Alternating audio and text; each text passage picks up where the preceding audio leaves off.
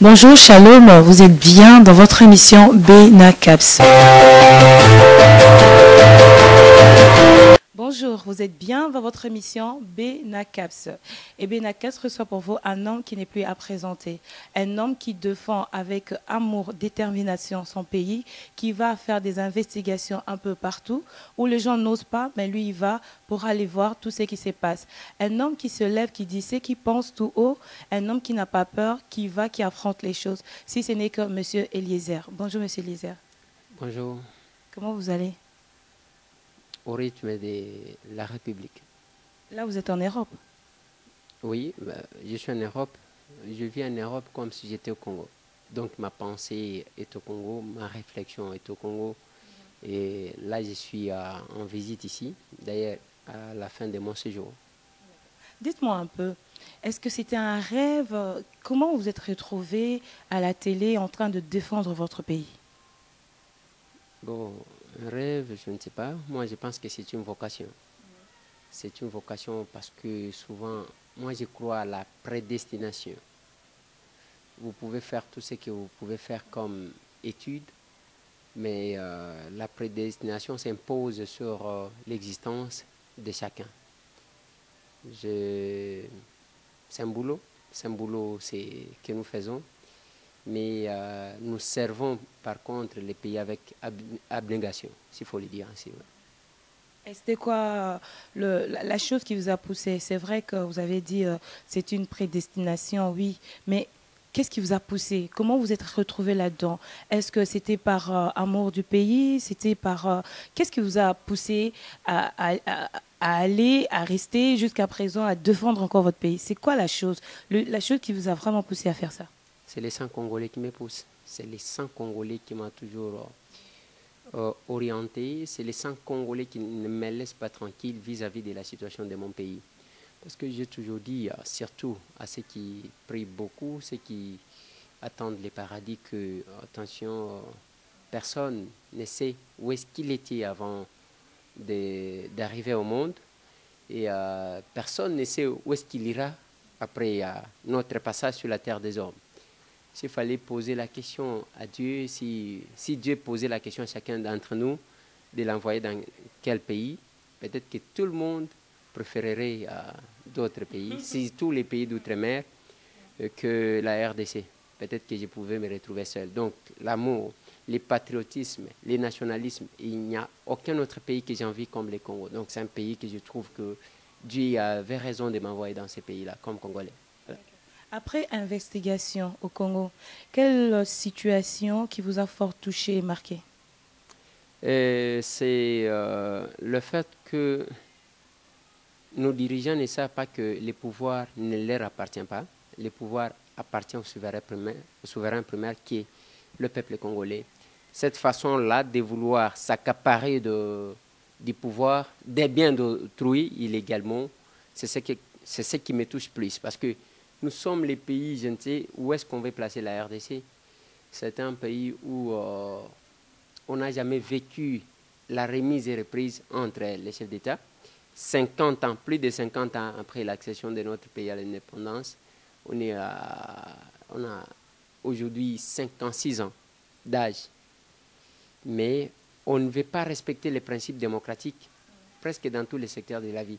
C'est ce qui m'inquiète un peu. De deux, la politique a pour mission de poursuivre l'intérêt général. Mais chez nous, nous avons les hommes d'affaires qui sont en politique. Nous avons les politiciens qui cherchent à tout prix à se retrouver, même si le peuple ne se retrouve pas. J'ai fait un petit tour ici à Bruxelles aujourd'hui avec Pasteur Bobo et à Ristampet. Je vois comment l'État retourne au peuple ce qu'il contribue. La contribution que le peuple donne, ce sont les taxes, ce sont les impôts. Mais nos taxes, nous, on ne doit pas les contrôler. Dès que vous osez dénoncer, vous êtes obligé de poursuites, vous êtes obligé de menaces. C'est comme si on ne comprend pas réellement c'est quoi la mission de l'État. Moi, je connais comment l'État est né et pourquoi l'État existe. Mais chez nous, c'est le contraire. Donc, ce qui me touche, c'est cette façon-là de faire exprès ce qu'on connaît. Parce que tous ceux qui dirigent aujourd'hui, la plupart, ça peut scandaliser beaucoup de gens, mais c'est la diaspora qui dirige chez nous. C'est la diaspora qui dirige chez nous. Dans le gouvernement, ce sont eux, ainsi de suite. Mais ce n'est pas la diaspora combattante que je parle. Il y a la diaspora qui dirige là. Les gens qui voient, qui ont vécu ici en Europe, qui voient comment l'appareil de l'État fonctionne, mais ils font exprès. Mais quand ils tombent malades, ils viennent ici. Hein. Quand ils sont en vacances, ils ne vont pas dans les Bandundu, ils ne vont pas à Ariwara, par exemple, ou encore à Tchofa, non, ou à Lubao. Ils vont par contre en Europe. Ils viennent ici, hein, ils vont se faire soigner, ils se reposent bien. Mais entre-temps, le peuple là a besoin qu'on lui fasse le paradis là chez nous. Depuis que vous avez commencé à faire votre investigation, quelle est la chose que vous avez apportée au peuple congolais depuis que vous avez votre micro en train de parler, de dire tout haut ce que vous pensez? Quel est ce changement que vous avez apporté au peuple congolais? L'éveil de conscience. L'éveil de conscience, et c'est la mission que j'ai dans ces pays-là. Il fallait que les Congolais, tous les Congolais, que chacun d'entre nous connaisse ses droits, parce que les droits n'est droit que quand on sait les revendiquer. Si on ne sait pas revendiquer les droits, ça c'est un principe des droits. Si on ne sait pas revendiquer ses droits, donc c'est un peu bizarre. Moi je pense que Dieu m'a donné, m'a envoyé au Congo, et pendant cette période au moins que je suis écouté, d'éveiller au moins la conscience des Congolais, de leur montrer que voilà, c'est votre pays, Dieu n'avait pas commis une erreur pour que vous soyez comme ça. Parce qu'ici même en Europe, nous connaissons beaucoup de gens, tellement que la presse que nous faisons, bon, c'est la presse, je ne sais pas, je ne sais pas réellement comment qualifier ça. C'est cette presse-là qui a vendu tant l'Europe, qui a fait croire aux gens que non, en Europe, à la place de la neige, c'est de l'argent qui tombe. Même pendant l'été, ça tombe, comme ça, vous pouvez ou ne pas travailler, vous avez de l'argent. Alors que nous sommes là avec vous, depuis que je suis en Europe, là où j'étais en Allemagne, là où on était à Mulhouse, partout, c'est -3, -2. Vous avez difficilement d'atteindre. Je n'ai pas senti que la température, une seule fois, est à 10 degrés. Avec tout ce qu'il y a comme froid, sous la neige, et vous avez des difficultés de sortir vos mains dans des poches parce qu'il fait très froid. Vous cherchez les 10 euros, les 20 euros que vous allez gagner difficilement. Et nous, là, chez nous, on nous fait croire que non, l'Europe, c'est le paradis, tout est facile, alors que tout n'est pas si facile. Les coûts, les vies. Là, chez nous, il y a des histoires qu'on ne paie pas, mais ici, quand je vois l'eau, ça coûte combien? L'électricité, ça coûte combien? Les parkings, ça coûte combien, ainsi de suite. Vous voyez que la vie n'est pas si facile ici. Donc, je me suis dit, il faut que je vende la RDC. Pendant qu'il y a les uns qui ont vendu les musiciens, les autres ont vendu les grands patrons, que vous connaissez d'ailleurs, qui sont connus. Hein. Alors que je me suis toujours posé la question de savoir si au Congo, il y a les gens qui ont l'argent. Alors, après une petite enquête, j'ai compris que la plupart qui se passent pour ceux qui ont le moyen, ce sont des commissionnaires tout simplement. Donc, j'ai cette mission-là de vendre le Congo, de faire aimer, de faire que le Congo soit aimé par les Congolais eux-mêmes et de comprendre que c'est un paradis qu'on nous a donné. Si on a la volonté de bien faire, on n'enviera pas l'Europe. Là, vous avez raison en disant que l'Europe, ce n'est pas le paradis. Mais vous osez dire ce que vous pensez, vous osez aller même dans des endroits où il y a certains journalistes qui n'osent pas. Vous osez aller où les gens se taisent, qui ont peur de pouvoir s'exprimer. Mais vous le dites librement. Dites-moi, qui est derrière vous? Il y a une armée, il y a un homme politique. C'est qui vous protège? Le Congo est derrière moi. Les peuples congolais derrière moi, mes ancêtres sont derrière moi. Pensez-vous pas que tous les journalistes aussi qui font leur travail, le peuple et les ancêtres ne sont pas derrière eux? Pourquoi cette différence? Pourquoi chez vous, vous osez, vous allez, mais vous n'avez jamais eu un problème? Parce que vu la situation dans notre pays, personne n'a cette facilité à pouvoir dire tout haut ce qu'il pense. Mais vous, vous osez, vous le dites, et sans tabou. Sans même se maintenir un peu, se retenir un peu, mais vous le dites. C'est qui est derrière vous? D'abord, là, il y a un refus absolu. Quand vous dites que vous n'avez jamais été inquiété, ça m'étonne. Je comprends peut-être que soit vous êtes déconnecté vous-même, mais c'est Tambo connaît tout ce qu'il connaît dans ces pays. Même là, je dois rentrer demain, je suis sous menace terrible. Les 19, j'ai été interpellé. Les 17 et les 19 décembre, les jours que Badi Bang a présenté son discours à la sortie à 23h, on a été agressé par la police. Le 19 septembre, on nous a arraché 2 caméras. Quand vous dites que rien qui vous arrive, ça... Mais s'ils veulent vraiment vous atteindre, ils pourront le faire. Mais vous êtes encore là. Ça, c'est juste un peu pour faire un semblant, pour dire que non, vous avez perdu peut-être des matériels et tout ça. Mais vous êtes toujours là, vous continuez toujours à faire votre travail, quoi. Je vais faire semblant pour gagner quoi, madame? C'est que les gens qui font semblant là, cherchez-moi, j'en ai déjà. Parce que tous ceux qui vont menteurs de Facebook, des réseaux sociaux, qui se passent qui cherchent à se victimiser là, ils cherchent les succès. Mais c'est à moi déjà les succès. Qu'est-ce que je vais chercher? Si je dois me mettre à mentir, c'est pour gagner quoi? Je pense que ce n'est pas ça.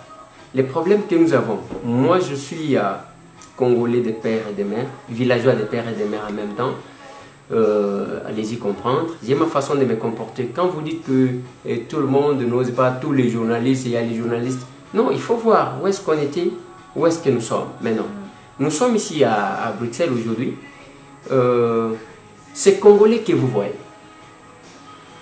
qui sont devenus des combattants, payer leurs billets de transport pour aller suivre les concerts aux États-Unis, à Mulhouse, quand il y a un concert, et en Allemagne, ainsi de suite.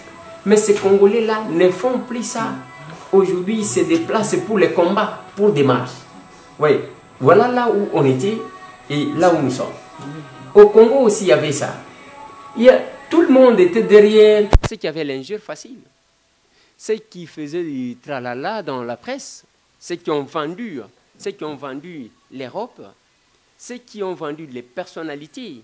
Parce qu'il a besoin d'avoir un peu d'argent. Ceux qui ont fait des histoires qui n'intéressent pas les Congolais. Les histoires moins sérieuses.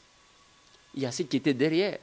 Aujourd'hui, les chroniqueurs, ceux qui font la musique aujourd'hui, à Kinshasa, ils n'ont plus du succès comme avant, bien qu'ils ont toujours les sponsors qui les sponsorisent, qui leur donnent de l'argent parce qu'il y a des gens qui aiment ça. Mais ils n'ont plus le même succès qu'ils avaient hier. Voilà ce qui se passe. Vous n'allez pas me dire que, madame, vous êtes ici, hein?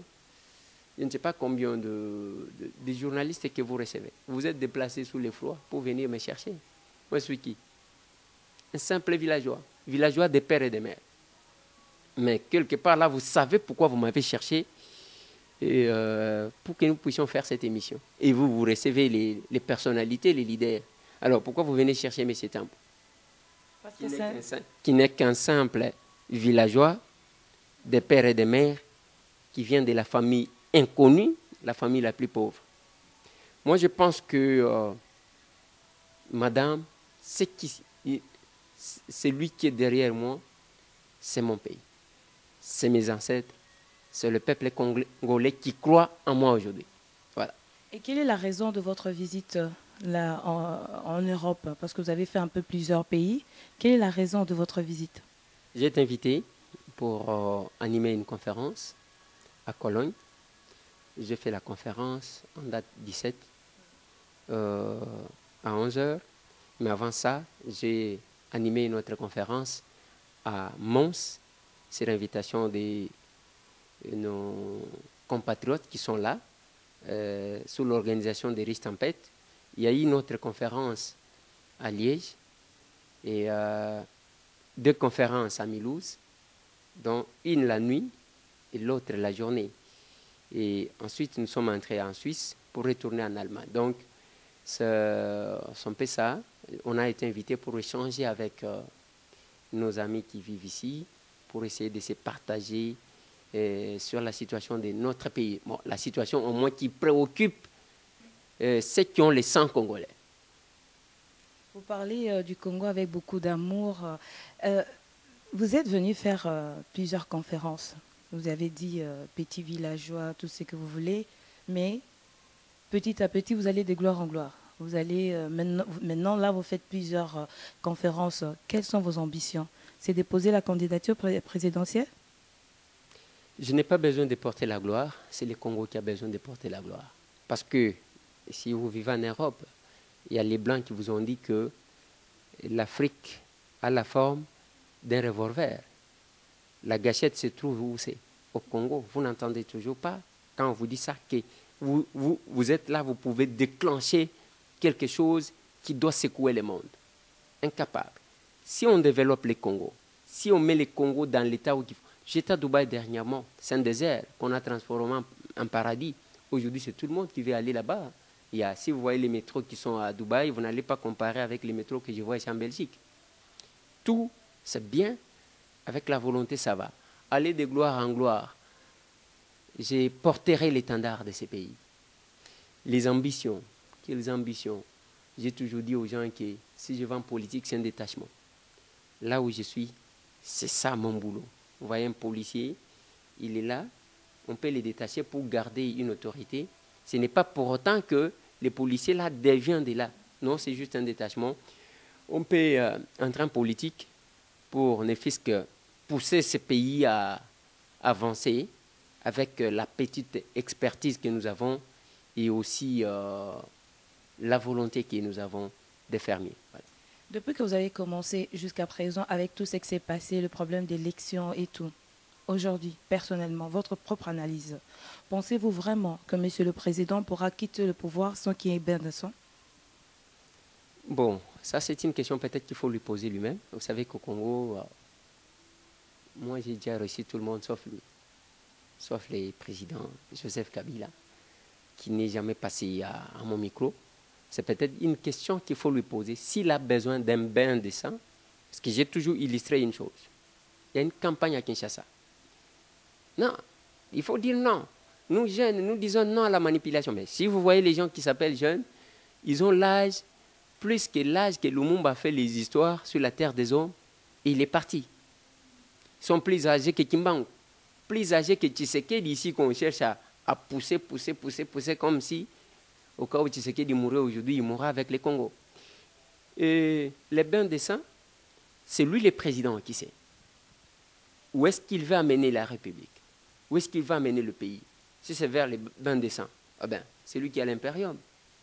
S'il veut qu'il y ait au moins passation des pouvoirs entre lui et celui qui va les succéder, la République le reconnaîtra. Donc, un bain de sang, je ne sais pas.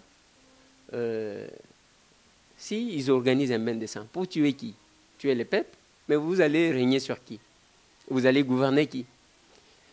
Je ne pense pas que si tel est leur rêve, c'est la bonne chose. C'est la plus mauvaise chose dont ils payeront plus cher. Parce que nous avons connu le maréchal.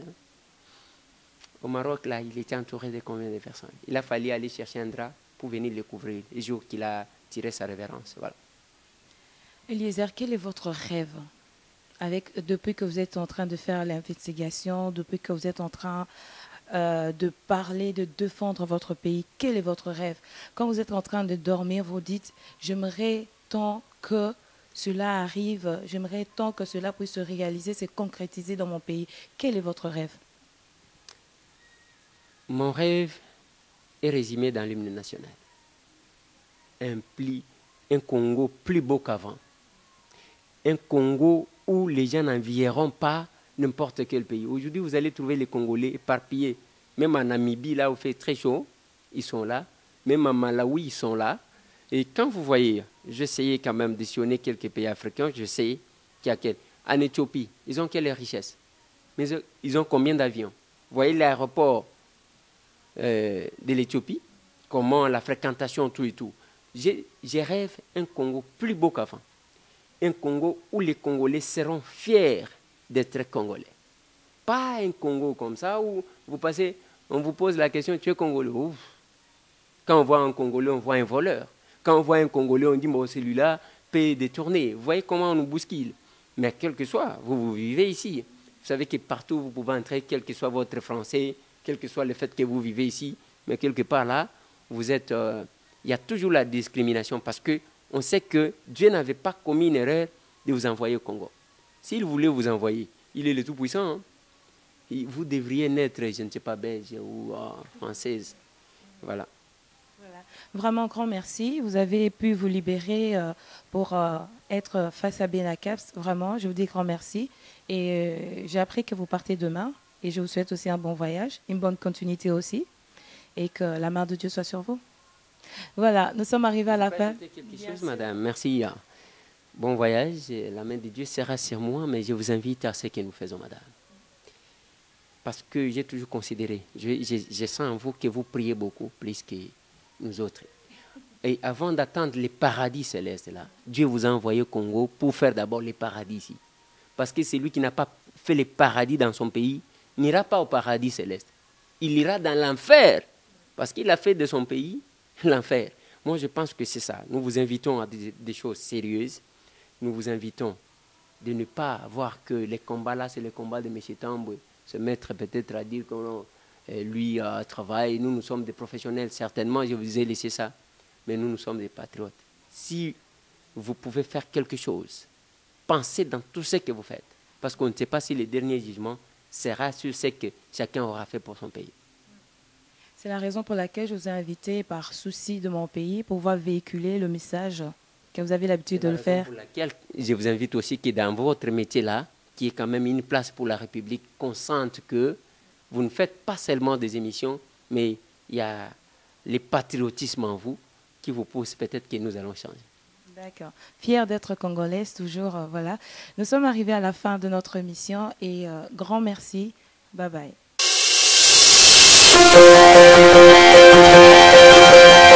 Bonjour, shalom, vous êtes bien dans votre émission Benacaps.